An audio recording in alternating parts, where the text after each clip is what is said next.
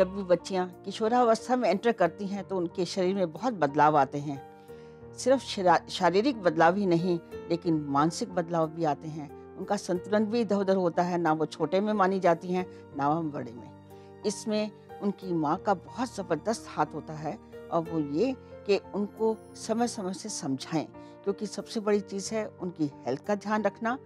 इस समय उनके पीरियड्स भी स्टार्ट हो जाते हैं, तो उनके खान-पान का ध्यान, उनकी एक्सरसाइज़ का ध्यान और साथ में उनको लोकल हाइजीन का ध्यान, ताकि कोई इन्फेक्शन ना हो जाए।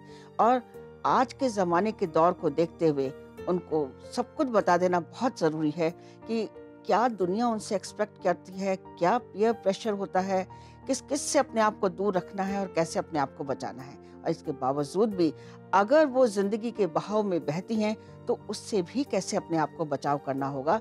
माँ ही सबसे ज़्यादा इसमें, माँ का या बड़ी बहन का रोल आता है।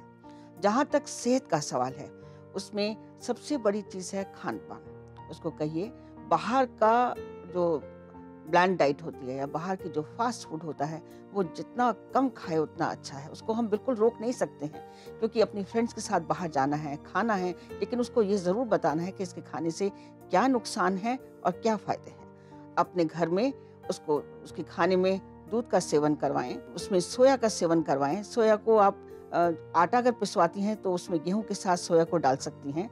सोए की सब्ज़ी बना सकती हैं, उसके उसकी दाल जैसी मिलती है बाज़ार में। और एक उसके मंगोड़ियाँ नगेट्स मिलते हैं, उसकी भी सब्ज़ी बना के वो उसको खिलवाएँ। अगर आप अफ़ोर्ड कर सकते हैं कोई भी, तो उसको बादाम का सेवन करने के लिए कहिए कि रात को भिगोइए और थोड़ी-सी ड्यूटी करिए, क्योंकि किशोरावस्था के जो बच्चे हैं अपना ध्यान नहीं रख पाएँगी। सुबह उठ के उन्हीं बादामों को आप उनके छिलका समेत खाने को कहिए।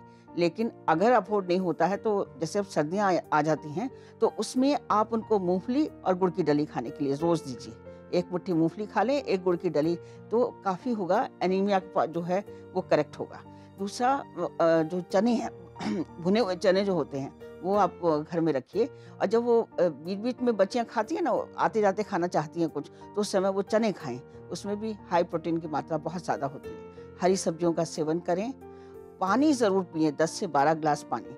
तो जब वो बच्ची घर में आए तो पानी उसको दे दीजिए पीने के लिए, और उसको अवेयर कराइए इस चीज़ के लिए कि पानी की बहुत ज़रूरत है।